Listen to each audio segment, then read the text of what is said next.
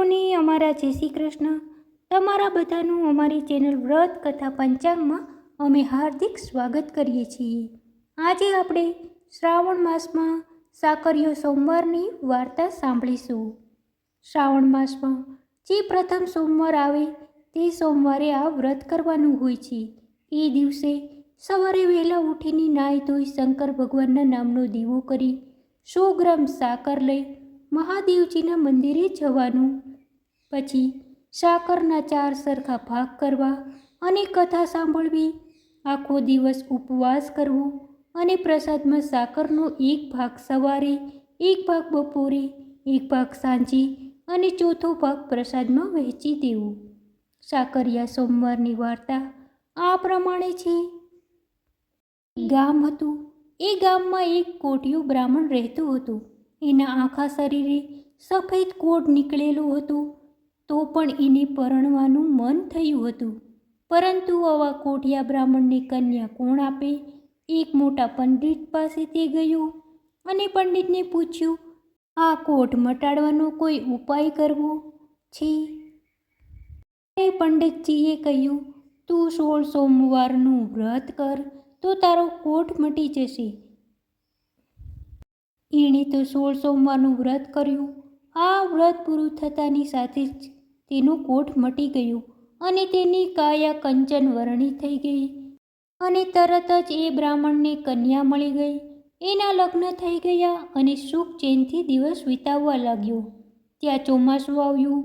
વર્ષે ઘણો વરસાદ પડ્યો. ગામમાં ઘણા ઘરો પડી ગયા. ઢોર પણ મરી ગયા. ખેતરોમાં ઊભો પાક પણ તણાઈ ગયો. આ વરસાદમાં બ્રાહ્મણનું ઘર પણ પડી ગયું. ગામમાં કેટલાક લોકો અને મોટાભાગના ખેડૂતોની હાલત પણ ખરાબ થઈ ગઈ. એટલે આ બ્રાહ્મણની આવક પણ બંધ થઈ ગઈ. છતાં પણ એણે ગમે તેમ કરીને પોતાના પડી ગયેલા ઘરની જગ્યાએ એક નાનકડી ઝૂંપડી ઊભી કરી દીધી. પોતે સુખે દુઃખે દિવસો પસાર કરવા લાગ્યો. અંતે પરિસ્થિતિ વધારે ખરાબ થવા લાગી. એટલે એણે એની પત્નીને કહ્યું, તું કહેતી હોય તો હું બહાર ગામ કમાવવા માટે જાઉં. ત્યારે પત્નીએ કહ્યું, હા જાઓ ને, અહીં ભૂખ્યા ક્યાં સુધી બેસી રહેવાના છો? અને બ્રાહ્મણ તો તેની પત્નીને ઘરે એકલી મૂકીને બીજા ગામ કમાવવા માટે ચાલી નીકળ્યો. રસ્તામાં એને એક સંત મહાત્મા મળ્યા. બ્રાહ્મણે સંત મહાત્માની ખૂબ સેવા કરી એટલે સંત મહાત્માએ ખુશ થઈ એને એક ચમત્કારિક ગુટિકા આપી અને કહ્યું, આ ગુટિકા ઘસીને પીવાથી મરેલો માણસ પણ સજીવન થશે. બ્રાહ્મણ તો એ ગુટિકા અને સંત મહાત્માના આશીર્વાદ લઈને રવાનો થયો. ચાલતા ચાલતા તે એક નગરમાં આવી પહોંચ્યો.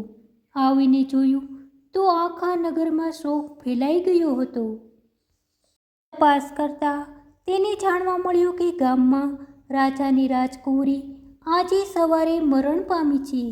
એ તો તરત જ રાજમહેલમાં ગયો અને રાજાને બધી વાત કરી. એટલે રાજાએ કહ્યું, ભાઈ, મરેલા માણસને કોઈ સજીવન કરી શક્યું નથી. છતાં પણ તું કહેતો હોય તો આપણે અખતરો કરી જોઈએ.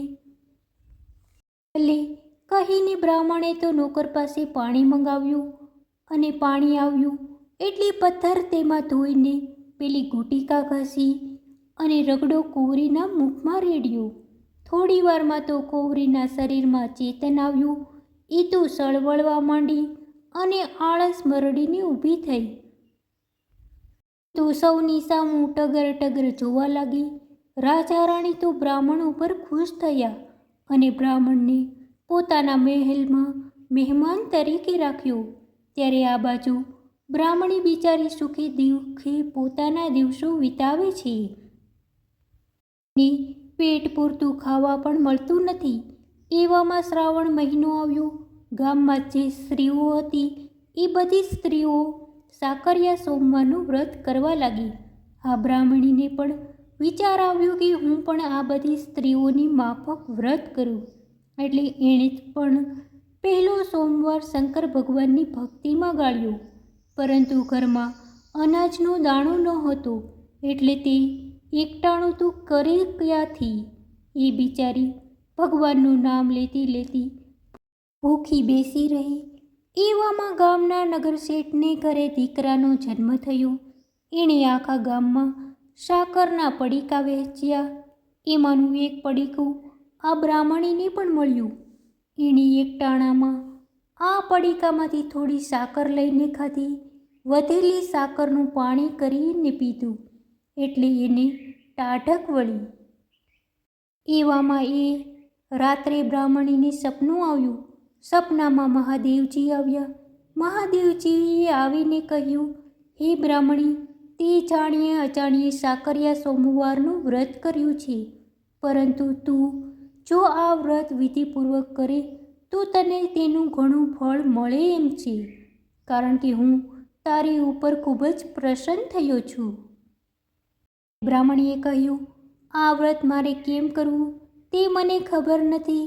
શ્રાવણ મહિનામાં 4 સોમવારે સવારે વહેલા ઉઠવાનું, નાહી ધોઈ શંકર ભગવાનનું નામનો દીવો કરવાનો, પછી 100 ગ્રામ સાકર લઈ મહાદેવજીના મંદિરે જવાનું.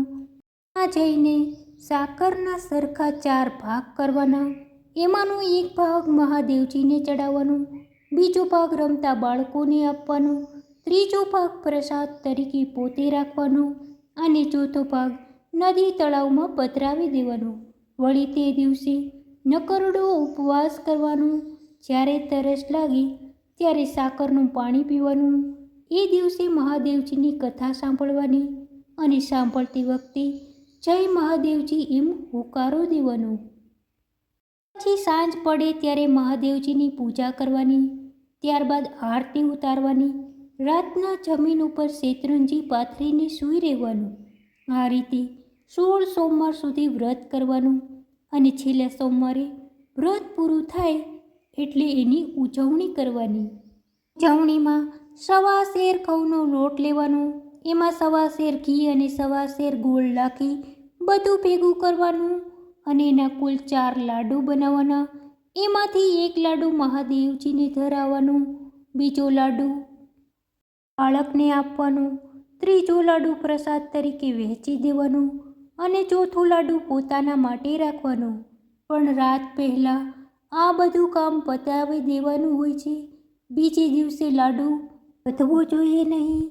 આ રીતે બ્રાહ્મણીને સાકરિયા સોમવારના વ્રતનું આવેલું સપનું યાદ રહી ગયું અને તેણે 16 સોમવાર સુધી વિધિપૂર્વક વ્રત કરવાનું ચાલુ કરી દીધું. 16 સોમવાર પૂરા થયા પછી તેણે વ્રતનું ઉજવણું પણ કરી નાખ્યું. અને બીજા દિવસે રાજાએ બ્રાહ્મણને ભેટમાં જર અને ઝવેરાત આપ્યું. તે લઈને બ્રાહ્મણ પોતાના ઘરે આવવા નીકળી ગયો. થોડા વખતમાં જ એ બ્રાહ્મણ ઘણું ધન લઈને ઘેર આવી પહોંચ્યો.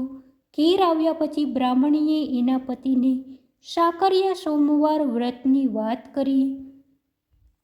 આથી બંને જણા મહાદેવજીની ભક્તિ કરવા લાગ્યા અને બંનેની ઉપર મહાદેવજીની કૃપા ઉતરી. બ્રાહ્મણ અને બ્રાહ્મણીને હવે કોઈ વાતનું દુઃખ નહોતું. એકાદ વર્ષમાં તો એમના ઘરે પારણું ઝૂલતું થઈ ગયું. શંકર ભગવાને એ સરસ મજાનો દીકરો આપ્યો. એમના જીવનમાં તો આનંદ છવાઈ ગયો.